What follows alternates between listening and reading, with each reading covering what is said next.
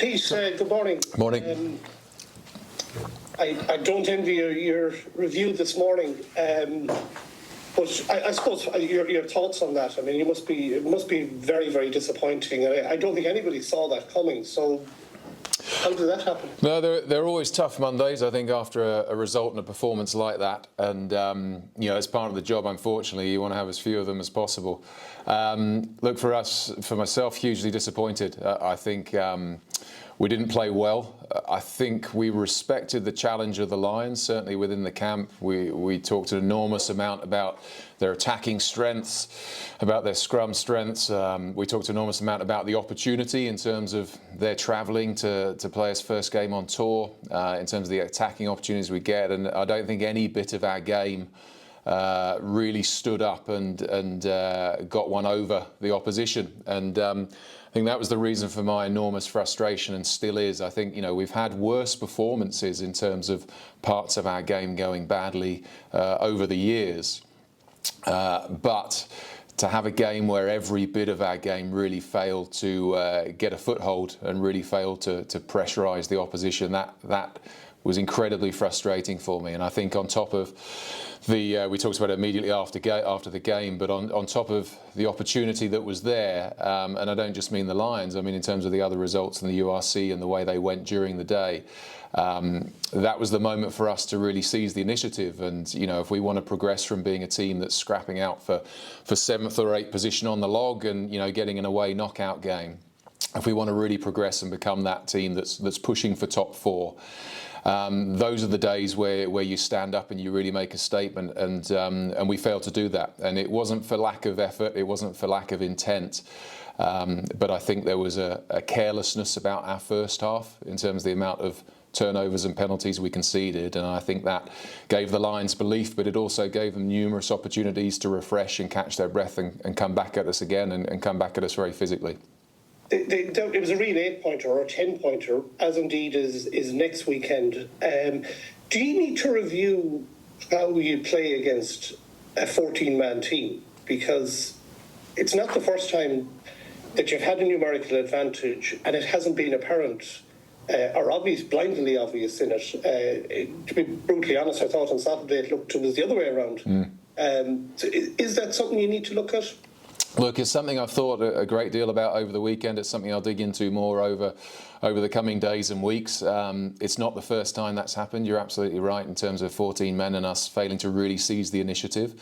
I think the key bit for me, and the bit I've probably not discovered yet, is what are the trends when we're playing against 14 men. I think if we became a team that suddenly got very loose and started to throw the ball around and think that the line breaks and the tries were just going to fall into our lap, and we sort of disrespected the fact that the opposition were down to 14, I think that would be something almost easy to deal with. I think you see us on the weekend. What really happened was that we failed to win the physical collisions, I think, either side of the ball, and that was our making in the first half. As I said, I think at half time we'd conceded 9 turnovers and 7 penalties and an 8th penalty advantage that they scored from. So essentially that's 16 or 17 occasions where the Lions could catch their breath and refresh. So even more so when you're up against a team with who've had a man sent off, even more important to keep rugby in the game and keep the tempo high. So as I said, if there are trends in there, I'll definitely find them, and it's something we've got to look at. But on the weekend, I didn't really feel the red card or not mastering the red card was the story. As I said, I think there was a sloppiness about us in the first half that put the game on their terms.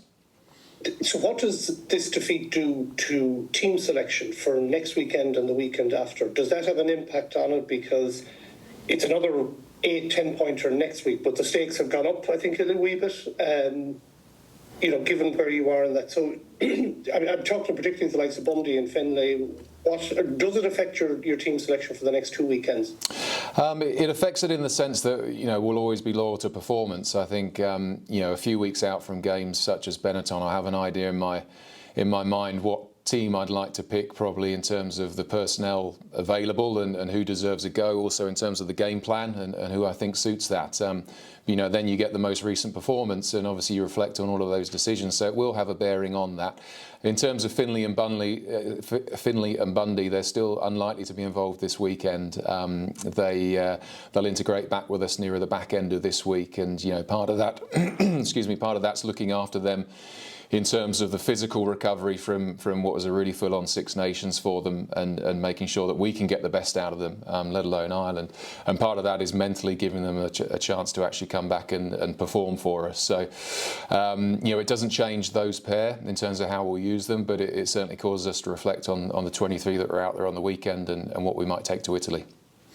So they'll probably come back for Poe. Have you the squad to compete in two competitions?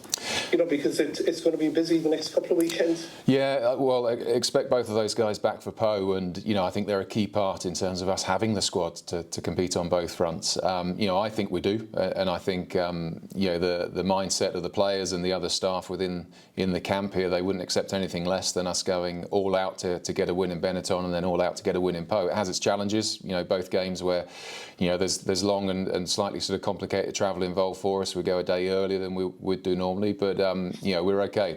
This group tends to embrace those sorts of things, and if anything, it'll be a nice sort of freshen up mentally in terms of different environment. I presume you looked to, say, the Bordeaux match before Christmas, which was an equally disappointing one, and there was a good response. So if you flip this, you get a response, you get a result in Italy, you're really back on track if you win next weekend. Yeah, we really are, and as you said, I think this group's shown that, unfortunately, we've got those, damp performances in us from time to time, and that's something that we're obviously trying to iron out and build better consistency. But at the same time, we've also shown we've got a tendency to respond accordingly the following week. So it's certainly not a given, but it probably adds a bit more fuel to the fire. And I look forward to the team review at lunchtime. We've just sat through unit reviews this morning. They were pretty blunt, and there was no shortage of confrontation in that. And that's not just simply the coaches banging the drum and saying we didn't do this. This is players demanding more from themselves and from each other. So we'll continue in that vein today. And as I said, I'd hope we see the response on the weekend. Finally, any injury update of any description? Look, Conor Oliver and JJ Hanrahan were obviously both removed for those HIAs. They were both deemed Category 1, which leads us towards a 12-day return time. So that's that affects both of them.